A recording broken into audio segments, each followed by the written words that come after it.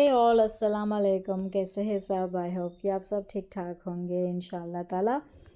तो ना मेरा रूटीन शुरू हो गया और ना ब्रेकफास्ट में मैं चीला और प्याज की चटनी बना रही हूँ। मेरी बेटी ने प्याज की चटनी बनाने के लिए बोले थे, उनको पसंद है। उनको ही नहीं, घर में हम सबको भी पसंद है और ये सीज़न में अच्छी भी लगती है। ये जितना भी इसमें इंग्रेडिएंट्स होते हैं, जो भी ज़ीरा धनिया, ये थ्रोट के लिए अच्छे होते हैं, सर्दी खांसी के लिए, ख़ास करके सर्दियों के मौसम में। तो ये चटनी बनाने के लिए सबसे पहले ना मैं कुछ ड्राइड चिल्लीस ले ली थी। सूखी मिर्चियों को थोड़ा सा रोस्ट कर ली, फिर ज़ीरा को थोड़ा सा और धनिया को थोड़ा सा लेकर उसको भी मैंने रोस्ट की। स्लाइटली रोस्ट करनी है, ज़्यादा भी रोस्ट नहीं करना है, नहीं तो चटनी का जो भी टेस्ट है ख़राब हो सकता है। अरोमा आने तक कि इसको हम रोस्ट करेंगे। फिर उसके बाद एक टमाटर को भी ली थी मैं, उसको भी रोस्ट की थी। और अगर हमारे पास टमाटर नहीं है तो हम इमली भी डाल सकते हैं इसमें। थोड़ी सी इमली डालकर उसको भी इसी तरह कढ़ाई में थोड़ा देर के लिए भून लेना है। अपनी अपनी मर्ज़ी होती है, किसी को टमाटर का टेस्ट अच्छा लगता है, किसी को इमली का खटास अच्छी लगती है, तो उसके अकॉर्डिंग हम ले सकते हैं। और उसके बाद मैंने नमक मैं पहले ऐड करना भूल गई थी।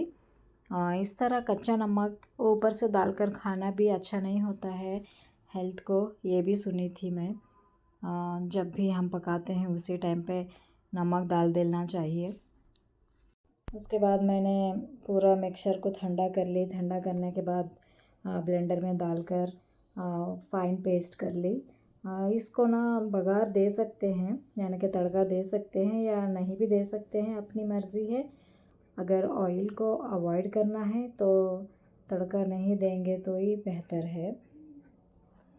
और हमारा ब्रेकफास्ट भी हो गया। मैं यहाँ पर एक चीला डाल रही हूँ। ये नॉन स्टिक में चीला ठीक से नहीं आ रहा था, फिर मैंने तवा को चेंज कर दी। आयरन वाला तवे में फिर डाली तो बहुत ही अच्छा से निकल आया था। और ब्रेकफास्ट के बाद लंच की भी तैयारी कर लिए। उसके बाद मुझे एक ऑनलाइन क्लास था। मुझे मतलब मैं और मेरे हस्बैंड दोनों ऑनलाइन क्लास को अटेंड किए थे। वो क्लास कुछ बच्चों के लिए था कि बच्चों के साथ कैसा डील करनी है, बच्चों को ब्रेन को कैसे समझना है और उनके ब्रेन हेल्थ को कैसा बूस्ट करनी है, इसके बारे में था। और वो बोलने वाले भी प्रोफेसर डॉक्टर थे।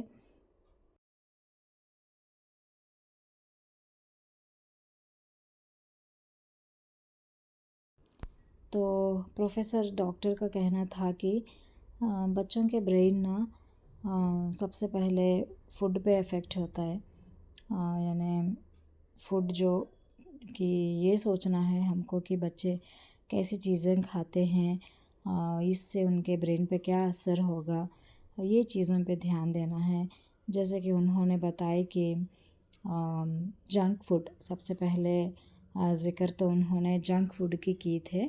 जंक फूड और शुगरी चीज़ें और साल्टी चीज़ें को अवॉइड करने के लिए बोल रहे थे। जैसे कि चिप्स, लेस और फ्रेंच फ्राइज़ और बिस्किट्स, ख़ास करके ओरियो बिस्किट होता है इसे देने के लिए मना किया। इसमें बहुत सारा कैफ़ीन होता है जो कि बच्चों के लिए ये एक पॉइज़न के बराबर है। अल्लाह अकबर, मैं तो बहुत डर गई सुन के। ओरियो बिस्किट बहुत ख़तरनाक होता है बच्चों के लिए। और चॉकलेटी चीज़ें और शुगर और साल्ट, ये सारी चीज़ें बच्चों को अवॉइड करने के लिए बोले थे। ये चीज़ें खाने से और प्रोसेस्ड फूड जैसे बिस्किट्स, कुकीज़, सारे मैदा से बने हुई चीज़ें, ये ज़्यादा खाने से बच्चों के ब्रेन पे ना इन्फ्लेमेशन हो जाता है। तो जब उन्होंने ये बात बताई मुझे तो बहुत ही डर हुआ, क्योंकि मेरा बेटा ये चीज़ें बहुत खाते हैं। मैं बहुत कोशिश करती हूँ ये चीज़ें अवॉइड करने की। बहुत खाते हैं शुगर की चीज़ें, चॉकलेट्स, स्वीट्स, इस तरह की चीज़ें। तो ये खाने से बच्चों का जो मेमोरी पावर होता है ये भी कमज़ोर हो जाता है। बच्चे जो पढ़ते हैं वो उनको याद नहीं होता, भूल जाते हैं। तो इस तरह के होते रहते हैं और स्ट्रेस भी फ़ील करते बच्चे। और एग्ज़ाम्स में भी उनको कुछ पढ़ने के बाद भी उनको कुछ याद नहीं आता है, इस तरह होता है। और मैं भी ना फेस कर रही हूँ ये, जो कुछ भी उन्होंने बता रहे थे, मैं फेस कर रही हूँ ये। मेरा बेटा ना जो भी पढ़ते हैं बहुत जल्दी भूल जाते हैं वो। 1-2 दिन याद रखते हैं, फिर अगले बार ना उनको पहले से फिर से पढ़ाना पड़ता है, तो ऐसा होता है। तो और भी काफ़ी कुछ बातें बताए थे, बहुत ही अच्छी बातें बताए थे वो। और ये भी बताए कि बच्चों को ना प्रॉपर स्लीप भी होनी चाहिए, एटलीस्ट 8 घंटों की नींद होनी चाहिए। 8 घंटों की स्लीप ना बच्चों के हेल्थ कंडीशन को अच्छा रखता है। और ना जल्दी सोना है और जल्दी उठना है, ये आदतें बच्चों में डालने से अच्छा होता है। और मैक्सिमम रात के 10 बजे तक सो जाना चाहिए। जब ना बच्चों के ब्रेन रेस्ट में होता है तो वो अपना जो भी है प्रोसेस, यानी ब्लड सर्कुलेशन का प्रोसेस होता है, वो बॉडी से लेके ब्रेन तक अच्छे से पहुंचता है। तो बच्चों को ना ये बहुत ही अच्छी बात होती है उनके ब्रेन हेल्थ के लिए। तो और भी कुछ पॉइंट्स है, इंशाल्लाह मैं अगले वीडियो में शेयर करूँगी आप लोगों के साथ।